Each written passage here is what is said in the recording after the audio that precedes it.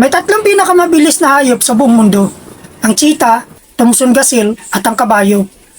Pero, sino kayang mananalo kapag nagkarera ang tatlong pinakamabilis na to?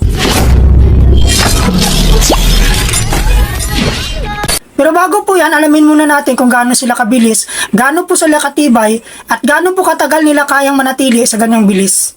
Unahin po muna natin ang cheetah. Ang cheetah po ay ang pinakamabilis na hayop sa buong mundo.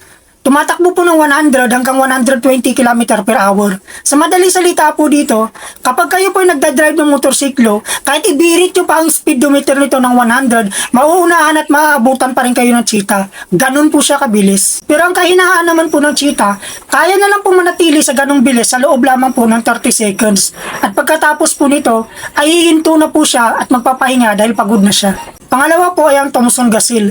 Umaabot po ng 80 to 90 km per hour at kaya po niyang manatili sa ganong bilis sa loob ng kalahating oras. At hindi lang po yan mga kaibigan, mataas po itong tumalon, maliksi, mabilis pong lumipat ng direksyon at napakabilis ito kahit sa mga kurbada at masukal na daan. Pangatlo po ay ang kabayo. Ang kabayo po ay umaabot lamang ng 70 to 80 km per hour at mas mabagal po ito kumpara natin sa dalawang nauna.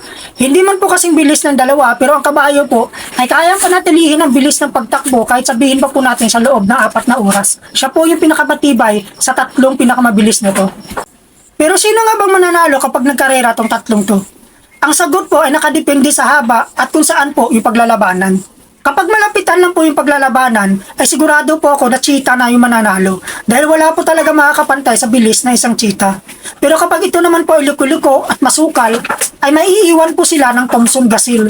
Dahil ang Thompson Gazelle po ay napakataas tumalon, maliksi kumilos, at napakabilis po nito lumipat ng direksyon. Pero kapag long distance naman po ang labanan, ay sigurado po ako na kabayo talaga ang mananaig.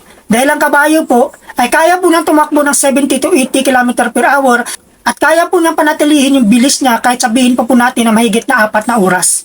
Wala pong iisa ang pinakamabilis. Ang panalo po ay lagi nakadepende sa hamon at kung ano ang kaya natin ibigay. Salamat po sa panunood dito sa akin channel at samahan niyo rin po sana ako hanggang sa susunod nating pagtuklas.